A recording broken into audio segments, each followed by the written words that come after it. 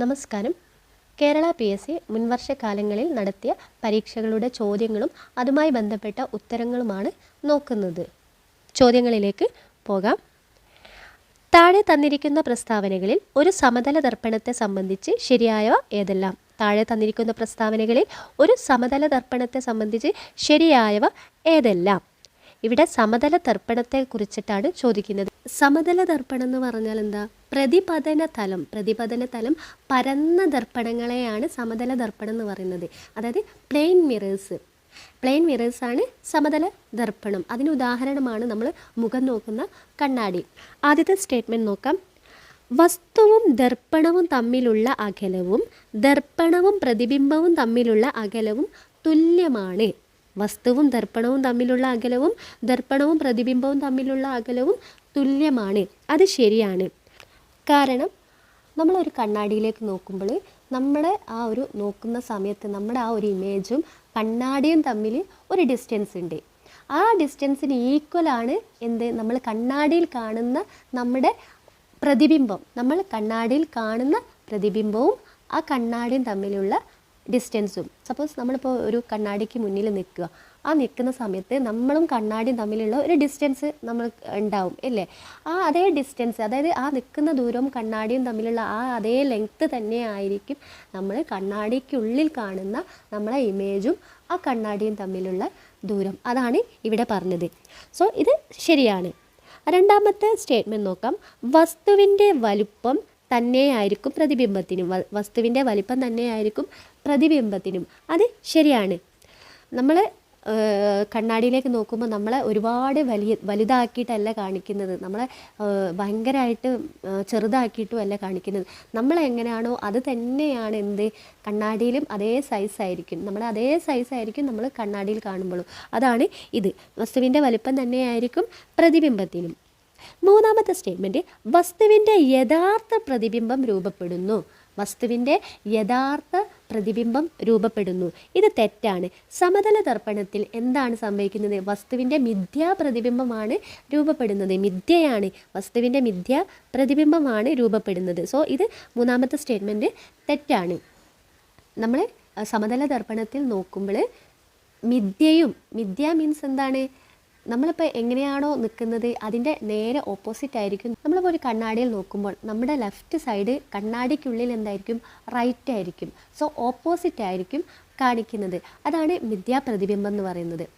ഇവിടെ സമതല ദർപ്പണത്തിൻ്റെ കേസിൽ പ്രതിബിംബങ്ങൾ മിഥ്യയും നിവർന്നതും അതേ വലിപ്പമുള്ളതായിരിക്കും.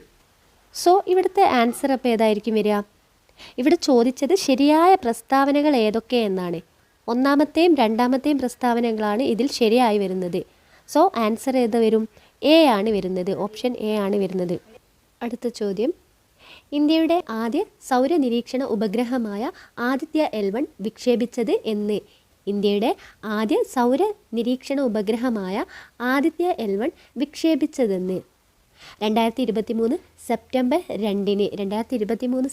2-ന് ആദിത്യ L1 വിക്ഷേപിച്ചത്. ഓപ്ഷൻ സി ആണ് ഉത്തരം. അടുത്ത ചോദ്യം, 2023 സാഹിത്യത്തിനുള്ള നോബൽ സമ്മാനം നേടിയ ജോൺ ഫോസെ ഏത് രാജ്യക്കാരനാണ്? 2023 സാഹിത്യത്തിനുള്ള നോബൽ സമ്മാനം നേടിയ ജോൺ ഫോസെ ഏത് രാജ്യക്കാരനാണ്?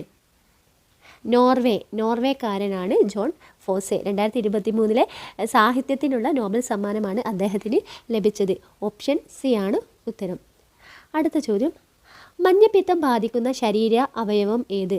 മഞ്ഞപ്പിത്തം ബാധിക്കുന്ന ശരീര അവയവം കരളിനാണ് മഞ്ഞപ്പിത്തം ബാധിക്കുന്നത്. ഓപ്ഷൻ ഡി ആണ് ഉത്തരം. അടുത്ത ചോദ്യം, മലമ്പനിക്ക് കാരണമായ രോഗകാരി പ്ലാസ്മോഡിയമാണ് മലമ്പനിക്ക് കാരണമായത്. ഓപ്ഷൻ ബി ആണ് ഉത്തരം. അടുത്ത ക്വസ്റ്റ്യൻ, ഒരു പ്രാഥമിക ആരോഗ്യ കേന്ദ്രത്തിൽ ലഭ്യമല്ലാത്ത സേവനങ്ങൾ. പ്രതിരോധ കുത്തിവെപ്പ് അത് ഒരു പ്രാഥമിക ആരോഗ്യ കേന്ദ്രത്തിൽ ലഭിക്കുന്നതാണ്. ഡോക്ടർമാരുടെ സേവനം അതും കിട്ടും.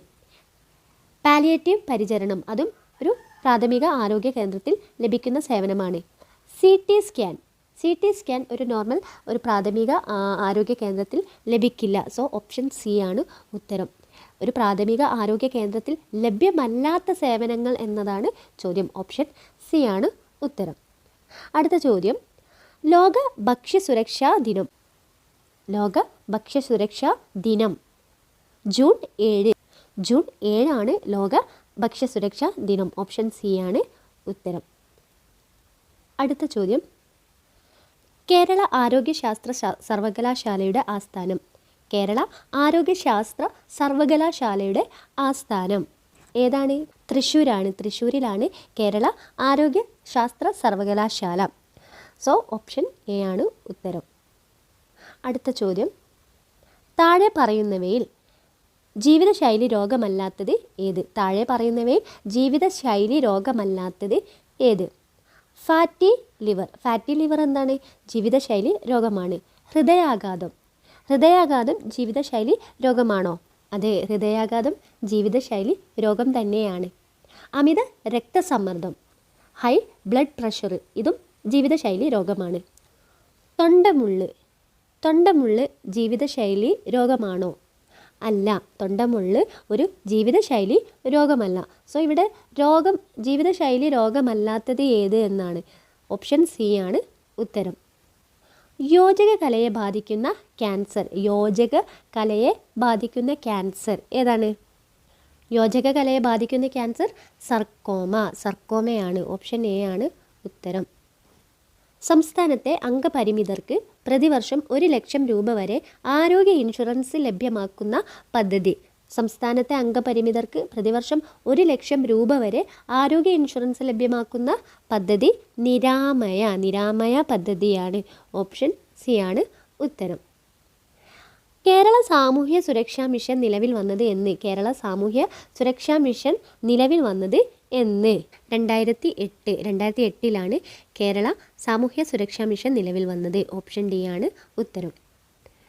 ബാക്ക് ടു ബേസിക് ഏത് അസുഖവുമായി ബന്ധപ്പെട്ടതാണ്? Back to basic corona virus. Corona വൈറസുമായി ബന്ധപ്പെട്ടതാണ് back to basic. Option B ആണ് ഉത്തരം.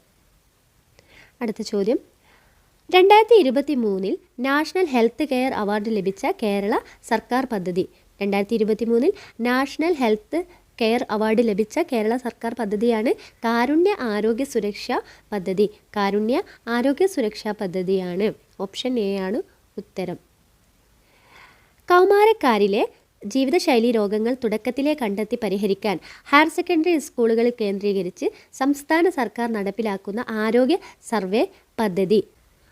കൗമാരക്കാരിലെ ജീവിതശൈലി രോഗങ്ങൾ തുടക്കത്തിലേ കണ്ടെത്തി പരിഹരിക്കാൻ ഹയർ സെക്കൻഡറി സ്കൂളുകളിൽ കേന്ദ്രീകരിച്ച് സംസ്ഥാന സർക്കാർ നടപ്പിലാക്കിയ ആരോഗ്യ സർവേ പദ്ധതി ഏതാണ്? സശ്രദ്ധം. സശ്രദ്ധം പദ്ധതിയാണ്. അടുത്ത ചോദ്യം, ലോക ജന്തുരോഗ ദിനം. ലോക ജന്തുരോഗ ദിനം ജൂലൈ 6. ജൂലൈ 6 ലോക ജന്തുരോഗ ദിനം. ഓപ്ഷൻ എ ആണ് ഉത്തരം. ഇന്ത്യയുടെ ഇപ്പോഴത്തെ ആരോഗ്യ വകുപ്പ് മന്ത്രി. ഇന്ത്യയുടെ ഇപ്പോഴത്തെ ആരോഗ്യ വകുപ്പ് മന്ത്രി ശ്രീ മൻസുഖ് മാണ്ഡവ്യ. ശ്രീ മൻസുഖ് മാണ്ഡവ്യയാണ്. ഓപ്ഷൻ എ ആണ് ഉത്തരം. ഓപ്ഷൻ എ ആണ് ഉത്തരം.